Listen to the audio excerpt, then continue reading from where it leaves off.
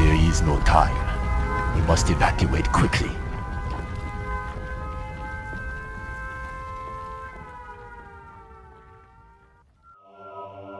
Once again, the Allies are caught blindsided by the Soviets' nuclear capabilities.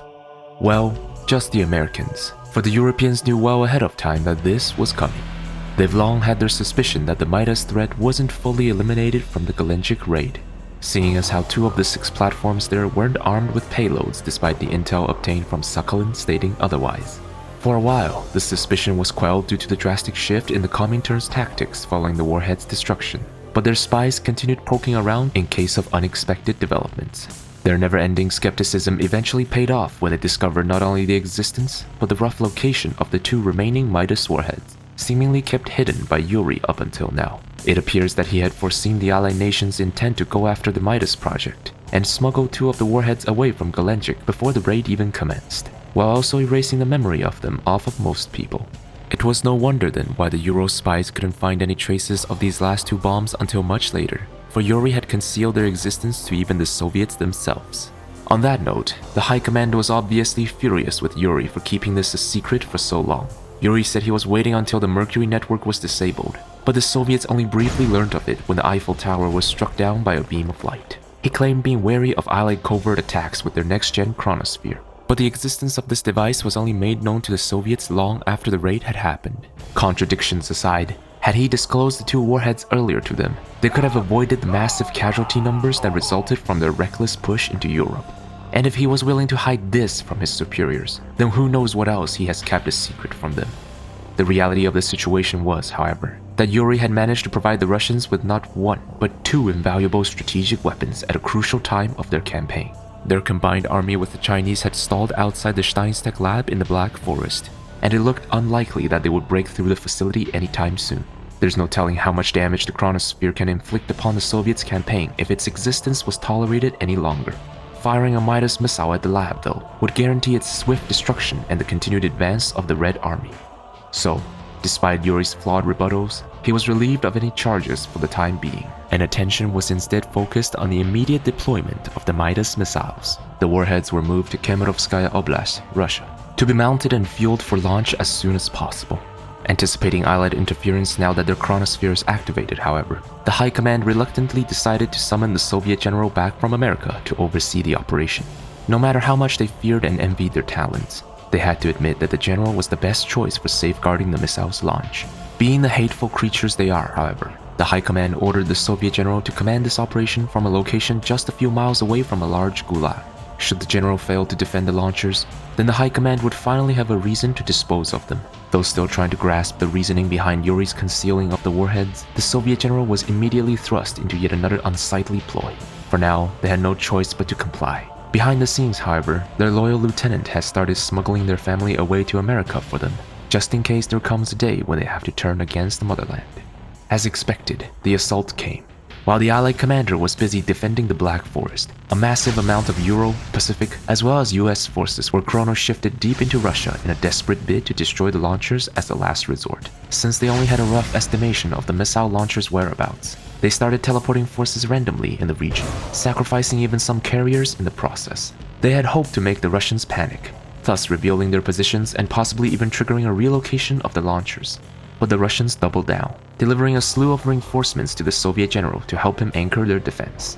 Despite their best attempts, the Allies were unable to provoke a major movement from the local defenders. As their approximation for the launcher's location became more and more precise though, the Allied attacks intensified, bringing heavier equipments such as Thors, battle tortoises, and even Charon tanks, a dangerous vehicle equipped with a large neutron cannon, capable of instantly erasing any unit targeted by it from this time and space. Its long recharge time, however, made it easy for the Soviet general to overwhelm the weapon with superior numbers, and the presence of sentinels purchased from the Chinese gave the defenders the upper hand against the Thors as well. Desperate to stop the launch, the Allies ramped up the frequency of chrono shifts, overloading and even risking to sacrifice the prototype chronosphere in the process.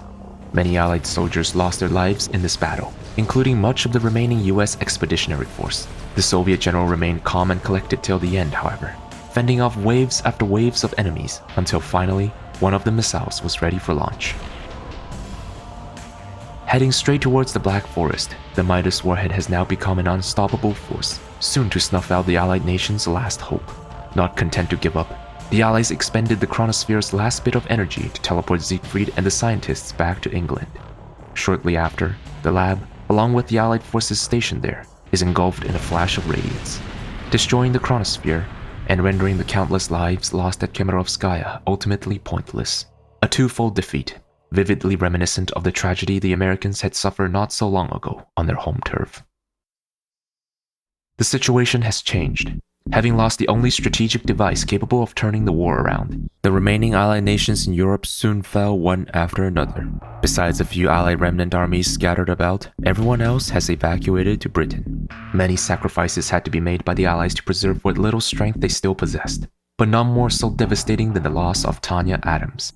The American heroine, along with Siegfried, had been assisting the evacuation efforts of the Steinstech University in Berlin, Germany. Untold amounts of critical research were stored within the facility beneath the university, but without many forces left to spare, its defenders were significantly outnumbered by the Soviets, with barely any foot soldiers available to take advantage of the urban terrain. Seeing this, Tanya charged along into the enemy ranks, putting herself in harm's way just to ensure the success of the evacuation. She succeeded, but in exchange was captured by the Soviets, her fate left unknown. The loss of such an invaluable combatant pained the Allies, but they had neither time nor recourse to conduct a rescue op.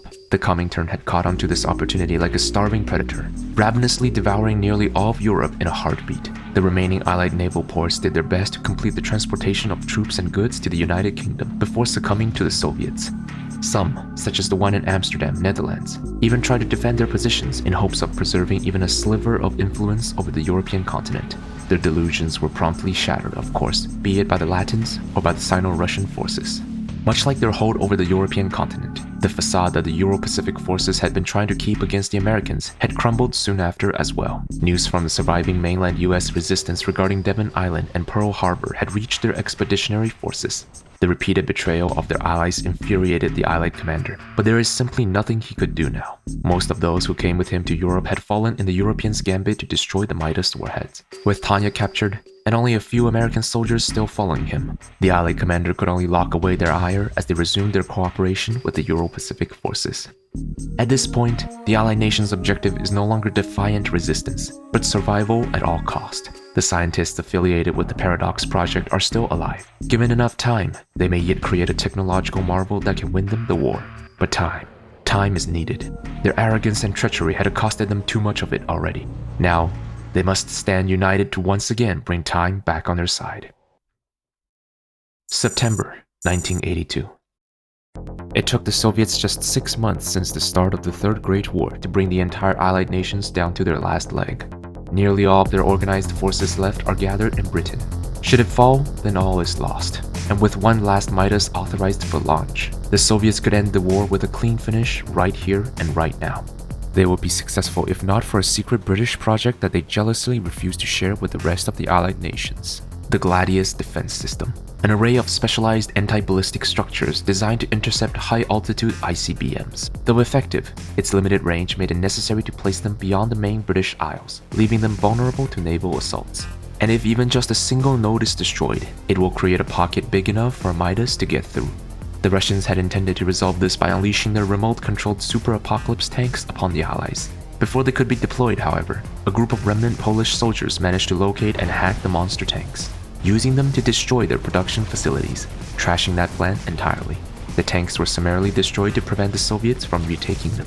A surprising victory to some, perhaps, though not so much so to those who closely examined the war. The Soviets' constant need to push forward meant that focus was always placed on maintaining logistics for the ever-advancing front lines. Most battlefield cleanup ops were postponed until further notice, and rather than transporting the POWs into proper confinement facilities, makeshift prison camps sprung up all over the occupied territories. Both of these weak points were leveraged by the Polish rebels, cobbling together a mechanized task force that allowed them to complete their mission. It was obvious that the Soviet Union's blitzkrieg of Europe had more downsides than increased casualties, and this failure is a testament to their fragile hold over the continent. All the more reasons to finish the Allies off as soon as they can then. And thus, the entirety of the Comintern has gathered at the coast, preparing for one massive naval invasion across the English Channel.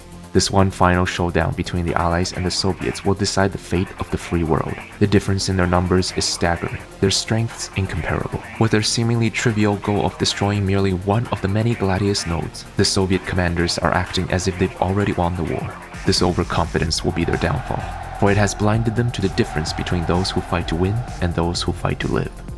A series of attacks began against the Allies on multiple fronts, targeting several Gladius emplacements across the English Channel all at once. The Allies retaliate in kind, their best officers each defending a segment of the Gladius system with unflinching zeal. These are all distractions, however, as the Soviets know there is no point butting heads with the United Kingdom in a proper naval engagement. Unlike their American brethren who reconstructed their navy with mostly aircraft carriers after the Second Great War, the British Navy decided to simply modernize their astronomically large numbers of heavy cruisers. These now rechristened Trident battleships are outfitted with advanced electronics, radars, and most importantly, bigger cannons. Without their warships in America and their dreadnoughts dwindling in numbers, to prevail against the Allies will be impossible for the Soviets in the short term. Instead, the real stage of the battle is set here, where the distance between mainland Europe and Britain is the shortest. This would allow the Soviets to somewhat sidestep their naval impotence with constant foxtrot bombardments, and sabotage the defenders on the other side while trying to destroy the Gladius nodes. Anticipating this move, the Allied commander is assigned to protect this area. Now that there is nothing to hide, the Europeans have unlocked nearly their entire weapons protocol to the Allied commander, allowing him to unleash the full might of the Euro alliance.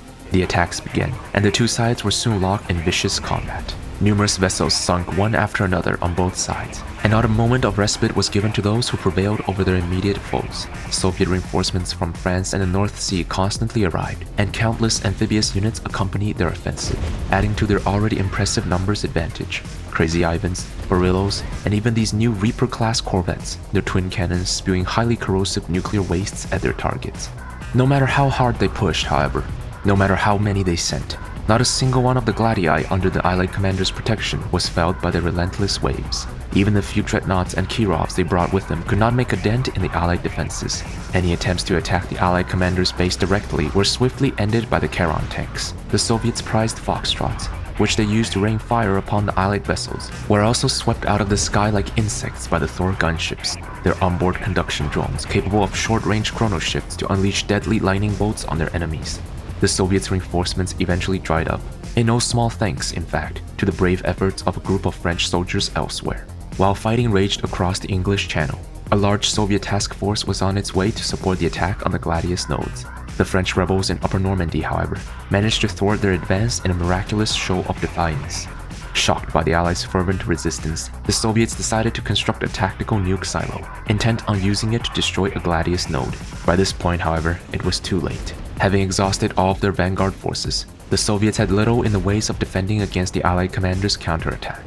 With their defensive position breached, the remaining Soviets were soon forced to retreat. Soon after, the Soviet aggression in other sectors ended in failure as well due to a lack of reinforcements. The free world ultimately prevails in this decisive battle, alive yet to behold tomorrow's sunlight. While this was all unfolding, the Soviet general was busy cleaning up yet another mess. Following their successful defense of the Midas warheads, the general had planned to head back to America and resume their post as soon as possible. The High Command, however, had pushed a particularly troublesome job onto them before they could do so. Their intelligence agency had found out recently that the PRC are battling separatists in their western territories. The existence of these dissidents was of no news to the Russians, but it is perplexing as to how they were able to renew their crusade. Apparently, these rebels had managed to obtain and set up a psychic beacon in Xizang, netting them a sizable amount of advanced Chinese equipment, making it difficult to quell this insurgency. The PRC leadership stayed silent on the matter when questioned, but their severe weakening would not bode well for the invasion of Britain. The threat must be removed quickly. Interestingly, this particular psychic beacon's reach was far greater than any the Russians had deployed in the past. The American scientists in the Soviet general's care suspected that with it having to work so little to subdue the minds of a few, the beacon was able to divert power to range. This meant that conventional ground assault won't be able to reach the beacon before falling under its influence. And the final Midas missile was likewise out of the question, for it is reserved for Britain. That leaves only robotic warfare. An unmanned Kirov, strapped with explosives and heading straight for the beacon, escorted by Volkov and Chitskoy, two cyborgs unaffected by the beacon's power. A perilous mission with only a few soldiers at the ready, hence why the Soviet general was called in, his tactical prowess being the only saving grace of the mission. True to their title, the general masterfully guided the two cyborg heroes through the rebel forces, destroying all that threatened the Chiron. The beacon was soon destroyed, and the duo exfilled by playing before their pursuers could catch up. One problem solved, however, another arises. Instead of thanking the Russians for getting rid of the beacon, the Chinese angrily demanded to know the reason for their intervention in Xizang. What's more puzzling is that they outright denied knowing of the device in their region beforehand, which is quite an outlandish stance to take, to say the least. Not to mention it touched on an even bigger question for the Russians. How exactly did the rebels get their hands on a psychic beacon? Only a few outside of the high command even knew what these things are actually capable of. To everyone else, even the Soviet general briefly, it looked like Americans were just volunteering en masse into the Red Army. That only leaves... I have done as you requested, Master Yuri. My agents have sabotaged that psychic beacon in Xizang and gave it to the rebels as you asked. It'll be a constant thorn by the Chinese side for a long time to come. Excellent work, my proud disciple. The Soviet alliances will not remain strong for much longer, as we will not need them to be after the imminent defeat of the Allies. Sir, I've got bad news and worse news for you. Which one do you want to hear? What's the bad news? The bad news is the Soviets have somehow gotten wind of the beacon in Xizang, and have already destroyed it. That'll sour the Sino-Russian relationship and weaken them either way. No worries. What's the worst news? The worst news is Rushdie got captured because of it. Fuck's sakes, right? Indeed, it was Yuri. With the Allies on their last stand, the great leader had decided to set the Comintern on fire, starting with that psychic beacon in China. Yuri had fed flawed intel to the PRC leadership so that the separatists controlled by the beacon were put into prison camps instead of being used in battle. Since Rushdie is well connected in Asia as well, his Scorpion Cell forces had managed to infiltrate the rebel ranks, and has brought in several old mad tanks in for the proselyte to use. Disguised as separatist forces, the proselyte was able to momentarily sabotage the beacon, freeing the prisoners in the process, and have them capture the psychic device. So far so good for Yuri, whose original plan was to let the rebels wreak havoc using the beacon, weakening the Chinese in the process. However, out of his expectations, the Russians quickly found out about the beacon and swiftly destroyed it. Yuri initially feared that the discovery of this beacon would lead to his relationship with the PRC being exposed and threaten his safety in the Kremlin. Curiously, however, the Chinese decided to outright deny any knowledge of the beacon, placing the High Command's suspicion firmly on them first. The real problem in this fiasco, however, was that Rushdie's forces were spotted hidden among the rebels. When the Russians sent Volkov and Chitskoy to destroy the beacon, they accidentally stumbled upon one of Rushdie's men, who for some reason took his favorite Mantis tank to the field, which stuck out like a sore thumb to the Russians. Then the Soviet African expedition, hiking the trail, eventually set a trap for the Scorpion Cell leader. One thing leads to another, and now he is detained in a massive prison in Cuba's Guantanamo Bay, currently operated by the Latin Confederation, who recently wrested control of the area away from the US rebels. Yuri did his best to cover his tracks, but unfortunately the loose ends are all over the place if one does not control all minds. It won't be long before the Russians tie Psychor to Rushdie and request his arrest. Due to these circumstances, Yuri was forced to flee from the Kremlin and hide for the time being. Rushdie's life, however, is of equal importance to his, and Yuri would not risk losing the cell's cooperation after getting this far already. Thus, he entrusted the rescuing of Rushdie to the proselyte, who commanded one of Psychor's first initiate squads for this mission. These soldiers are augmented with psychic apparatuses, allowing them to create and manipulate fire with thought alone. These initiates ignited their way through the guards, incinerating all who stopped them until they finally reached Rushdie. Along the way, they freed and rescued many of the political criminals and POWs imprisoned here, who joined the proselyte without a second thought. Seeking to stop the prison break, numerous anti-air units were soon brought onto the field, but the proselyte easily dismantled them using their new, fully renovated Lasher tanks. Once the coal plants powering the anti-air guns were destroyed, Rushdie boarded a cargo plane and safely departed from this killing field. The psychic beacon in Xizang, the fleeing of Yuri, and now the escape of Rushdie with the help of Psychor. Combined with all the events in the past months, it was clear to Soviet Russia that their chief advisor was the one shaping a large flow of the story. For now, the Psychor is still kept operational, for their peculiar skills are still needed by the Comintern, at least until the investigations conclude. To truly get to the bottom of all this though, they would first need to validate their suspicion regarding the Chinese. Denying the knowing of a psychic beacon is one thing, but that aside, the Chinese have been awfully quiet about their exploits in Japan as well.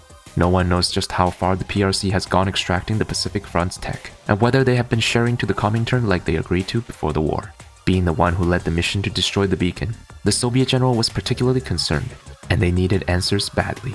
There is little they can do at the moment, however, as they had been sent to the much less secure Far East after their operation in Xizang. The High Command seemed determined to keep the Soviet general from assuming control back in America, possibly fearing their growing influence on the continent. Such tactical prowess would be a terrible waste if left unused though, and the Soviet general is keen to contribute to the Soviet cause in their own ways. Thus, he personally approached Premier Romanov and requested permission to investigate the Chinese. Naturally, Romanov approved the request from one of his best generals, and promised to them that he would keep it a secret from the High Command. A simple target, a Kanagawa Industries research center in Okawa Falls, Kagoshima, a part of Japan not occupied yet, was chosen for this mission. Of course, the Soviets are still oblivious to the secret alliance between China and parts of the Pacific Front, and are clueless to the fact that this facility has already fallen under Chinese control. When they got wind of the Soviet general's plans to investigate this complex, the Chinese began transferring the data and tech being worked on here away to other facilities. Thanks to the infiltration of a tech center, however, the Soviet general's forces managed to locate the KI complex earlier than they anticipated. Before they reached the complex, however, they were contacted by a mysterious entity who revealed to them that the KI facility had already fallen under Chinese rule.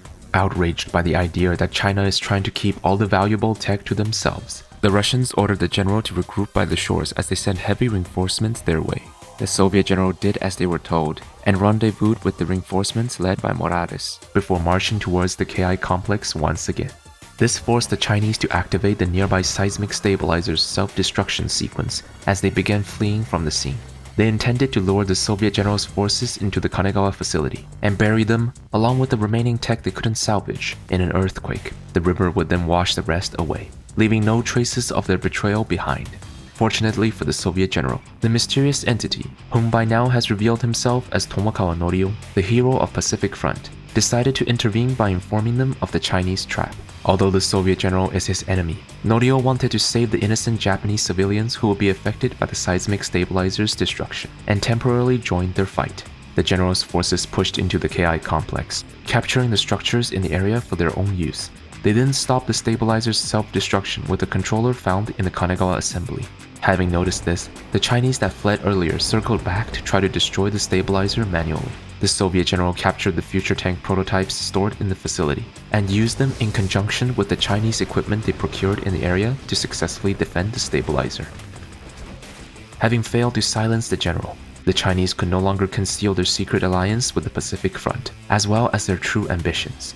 With nothing left to hide, the PRC has decided to pounce, immediately mobilizing for an invasion against Russia in the Far East. For China, this invasion is not an attempt at complete takeover. They simply want both Russia and the Confederation to recognize them as the true seat of the Comintern.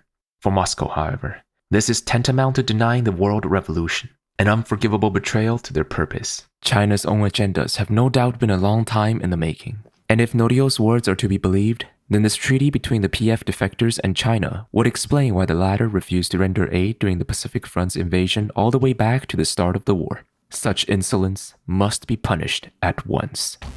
Deployment of the last remaining Midas warhead on the Chinese was approved forthwith, ready to be unleashed upon one of China's major cities should their conventional forces fail to stop the invasion. The PRC, however, came far more prepared than the Russians anticipated. Coordinates to the last Midas had already been deciphered by the Chinese, and their forces managed to get the drop on the Russians guarding the warhead. Mere moments after the ambush had begun, one of the two Tupolev platforms was destroyed by the Chinese. Lucky for the Russians, the destroyed Tupolev was the one that carried a dummy rocket meant to fool the attackers. The Chinese quickly caught on and flocked to the remaining Tupolev platform. Their ambush was suddenly put to a stop, however, as several Psi Corps troopers under the command of the proselyte emerged on the battlefield, temporarily repelling the attackers. Yuri, who had anticipated that the warhead would be the PRC's first target, managed to get some of his men to the area using his subterranean transports. Immediate Russian defeat at the hands of China is detrimental to Yuri's plans, and this Midas missile is essential to leveling the playing field. More importantly, however, the success of this mission would give Yuri the necessary trust to go back to Moscow and face his accusers, giving him more time to manipulate the Russians from within. The entire area is soon compromised by incoming Chinese troops, hell-bent on the destruction of the warhead. The proselyte adapted swiftly to the situation as required, maneuvering expertly across the chaotic battlefield as they kept the warhead safe. Eventually, he managed to escort the unit safely to an underground tunnel.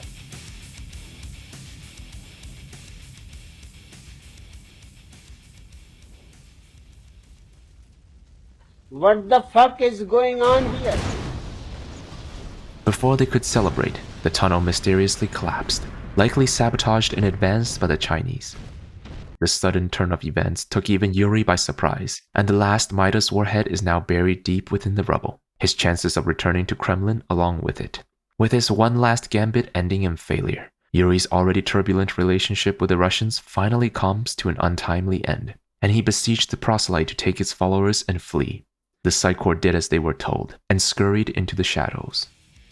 While the destruction of the last Midas warhead was not confirmed, the PRC nevertheless commenced the invasion proper. This is the Far East after all, and with most of the Russian assets away from their motherland, China still holds the upper hand in conventional warfare. An advance party including the powerful Volkov and Chitskoy is immediately sent forth by the frustrated Russians to try to cut down the Chinese forces' spirits. Their impatience cost them dearly, however, as the Chinese scientist Yuri easily exploited the cyborg duo's weakness to EMP weaponry, incapacitating the two as she began hacking into their designs for possible backdoors and reverse engineering. Having lost their mightiest assets so soon into the war, the cowardly High Command ultimately chose to defer the seemingly impossible task of stopping the Chinese to the Soviet general, the only capable commander in the area.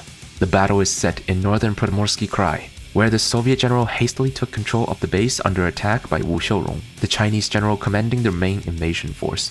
So this is where you're hiding, General. My men will crush you. Their numbers were overwhelming, not only employing their own heavy units, but also those from the Pacific Front's arsenal.